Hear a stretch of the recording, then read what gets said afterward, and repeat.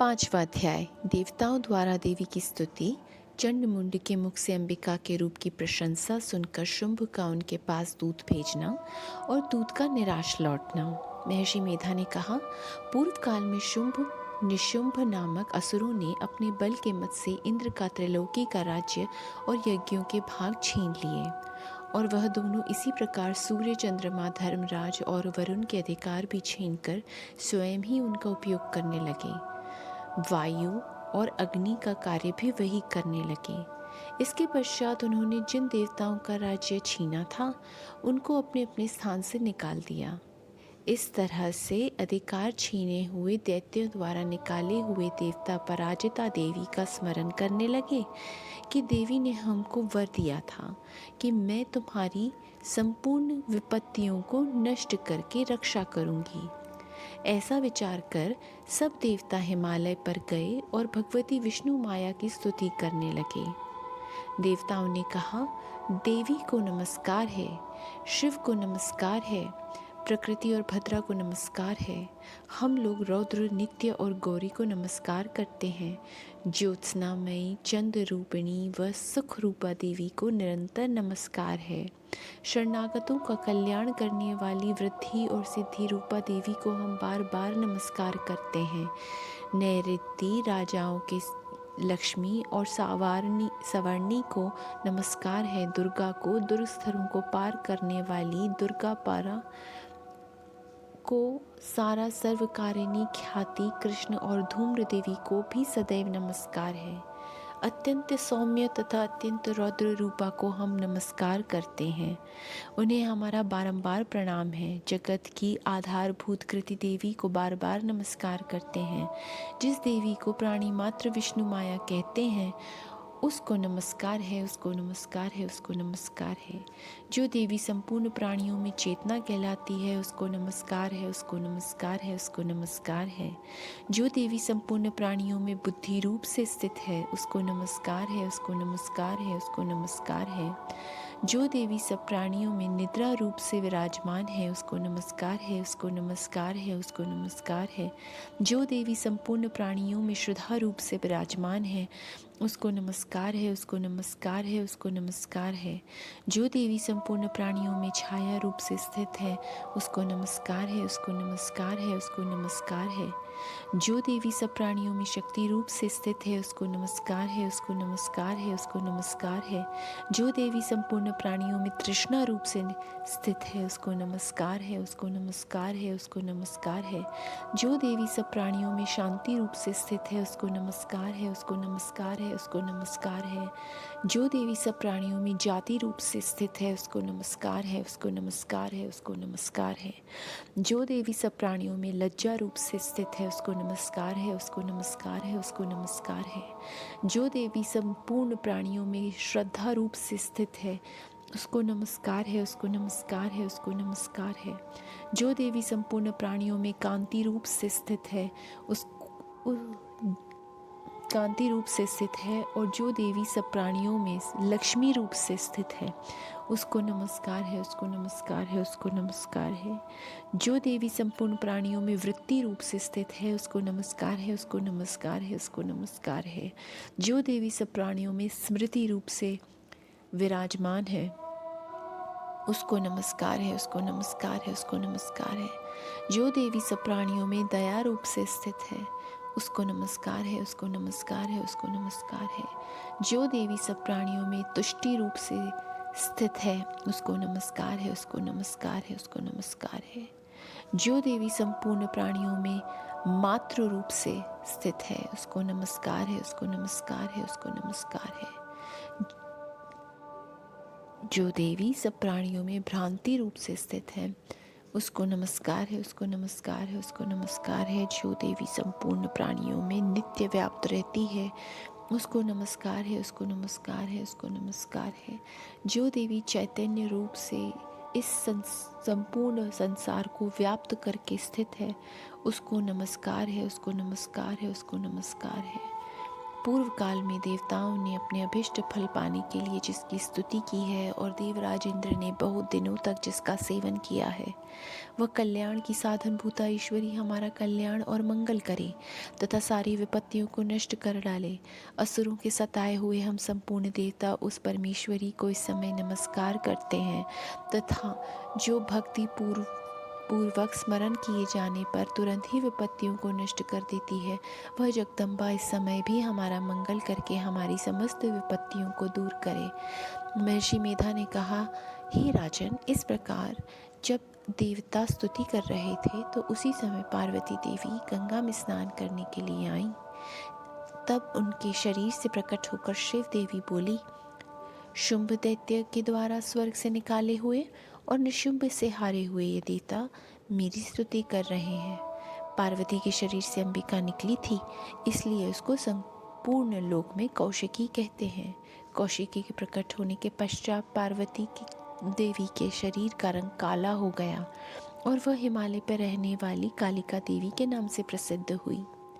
फिर शुंभ और निशुंभ के दूत चंडमुंड वहां आए और उन्होंने परम मनोहर रूप वाली अंबिका को देखा। फिर वह शुंभ के पास जाकर बोले, महाराज, एक अत्यंत सुंदर स्त्री हिमालय को प्रकाशित कर रही है। वैसा रंग रूप आज तक हमने किसी स्त्री में नहीं देखा। हे असुरेश्वर, आप यह पता लगाएं कि वह कौन है और उसको ग्रहण कर लें। वह स्त्री स्त्रियों में रत्न है। वह अपनी कांति से दसों दिशाओं को प्रकाशित करती हुई वहां स्थित है, इसलिए आपको उसे देखना उचित है। हे प्रभु, तीनों लोगों के हाथी, घोड़े और मणि इत्यादि जितने रत्न हैं, वह सब इस समय आपके घर में शोभायमान है। हाथियों में रत्न रूप ऐरावत हाथी और उच्चैश्रवा नामक घोड़ा तो आप इंद्र से ले आए हैं। हंसों द्वारा जुता हुआ विमान जो कि ब्रह्मा जी के पास था, अब भी आपके पास है। और यह महापद्म नामक खजाना आपने कुबेर से छीना है। समुद्र ने आपको सदा खिले हुए फूलों की कंजकलिनी नामक माला दी है। वरुण का कंचन की वर्षा करने वाला छत्र आपके पास है। रथों में श्रेष्ठ प्रजापति का रथ भी आपके पास ही है। हे दैत्येंद्र, मृत्यु से उत्क्रांतिता नामक शक्ति आपने छीन ली है और वरुण का पाश भी आपके भ्राता निशुंभ के अधिकार में है। और जो अग्नि में न जल सके ऐसे तो वस्त्र भी अग्निदेव ने आपको दिए हैं। हे दैत्यराज, इस प्रकार सारी रत्न रूपी वस्तुएं आप संग्रह कर चुके हैं, तो फिर आप यह कल्याणकारी स्त्रियों में रत्न रूप अनुपम स्त्री क्यों नहीं ग्रहण करते? महर्षि मेधा बोले। चंडमुंड का यह वचन सुनकर शुंभ ने विचारा कि सुग्रीव को अपना दूत बनाकर देवी के पास भेजा जाए। प्रथम उसको सब समझा दिया और कहा कि वहाँ जाकर तुम उसको अच्छी तरह से समझाना और ऐसा उपाय करना जिससे वह प्रसन्न होकर तुरंत मेरे पास चली आए। भली प्रकार समझाकर कहना। दूत सुग्रीव पर्वत के उस रमणीय भाग पर पहुंचा जहाँ देवी रहती थी। दूत ने कहा, हे देवी, दैत्यों का राजा शुंभ जो इस समय तीनों लोगों का स्वामी है, मैं उसका दूत हूँ और यहाँ आपके पास आया हूँ। संपूर्ण देवता उसकी आज्ञा एक स्वर में मानते हैं। अब जो उसने कहला भेजा है वह सुनिए। उसने कहा है, इस समय संपूर्ण त्रिलोकी मेरे वश में है और संपूर्ण यज्ञों के भाग को पृथक पृथक मैं ही लेता हूँ। तीनों लोकों में जितने श्रेष्ठ रत्न हैं वह सब मेरे पास है। देवराज इंद्र का वाहन ऐरावत मेरे पास है जो मैंने छीन लिया है। उच्चैश्रवा नामक घोड़ा जो क्षीर सागर मंथन करके प्रकट हुआ था, उसे देवताओं ने मुझे समर्पित किया है।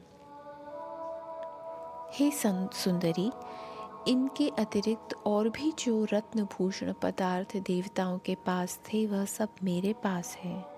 हे देवी, मैं तुम्हें संसार की स्त्रियों में रत्न मानता हूँ, क्योंकि रत्नों का उपभोग करने वाला मैं ही हूँ। हे चंचल कटाक्षों वाली सुंदरी, अब यह मैं तुझ पर छोड़ता हूँ कि तू मेरे मेरे या मेरे भाई महापराक्रमी निशुंभ की सेवा में आ जाए। यदि तू मुझे वरेगी तो तुझे अतुल महान ऐश्वर्य की प्राप्ति होगी। अतः तुम अपनी बुद्धि से यह विचार करके मेरे पास चली आओ। महर्षि मेधा ने कहा। दूत का ऐसा कहने पर संपूर्ण जगत का कल्याण करने वाली भगवती मन ही मन मुस्कुराई और इस प्रकार कहने लगी। देवी ने कहा, हे दूत, तू जो कुछ कह रहा है वह सत्य है और इसमें किंचित मात्र भी झूठ नहीं है। शुंभ इस समय तीनों लोकों का स्वामी है और निशुंभ भी उसी की तरह पराक्रमी है, किंतु इसके संबंध में मैं जो प्रतिज्ञा कर चुकी हूँ उसे मैं कैसे झुठला सकती हूँ। अतः तू मैंने जो प्रतिज्ञा की है उसे सुन। जो मुझे युद्ध में जीत लेगा और मेरे अभिमान को खंडित करेगा तथा बल में मेरे समान होगा, वही मेरा स्वामी होगा। इसलिए शुंभ अथवा निशुंभ यहाँ आवें और युद्ध में जीत कर मुझसे विवाह कर लें। इसमें भला देर की क्या आवश्यकता है। दूत ने कहा, हे देवी, तुम अभिमान से भरी हुई हो, मेरे सामने तुम ऐसी बात न करो। इस त्रिलोकी में मुझे तो ऐसा कोई दिखाई नहीं देता जो शुंभ और निशुंभ के सामने ठहर सके।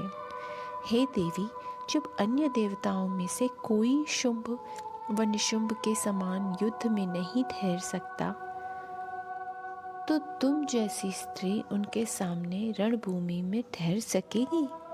जिन शुंभ और निशुंभ के सामने इंद्र आदि देवता न ठहर सके, तो फिर तुम अकेली स्त्री उनके सामने कैसे ठहर सकेगी। अतः तुम मेरा कहना मानकर उनके पास चली जाओ, नहीं तो जब वह तुम्हें केश पकड़कर घसीटते हुए ले जाएंगे तो तुम्हारा गौरव नष्ट हो जाएगा। इसलिए मेरी बात मान लो। देवी ने कहा, जो कुछ तुमने कहा है ठीक है। शुंभ और निशुंभ बड़े बलवान हैं, लेकिन मैं क्या कर सकती हूँ, क्योंकि मैं बिना विचारे प्रतिज्ञा कर चुकी हूँ। इसलिए तुम जाओ और मैंने जो कुछ भी कहा है वह सब आदर पूर्वक असुरेंद्र से कह दो। इसके पश्चात जो वह उचित समझे करें।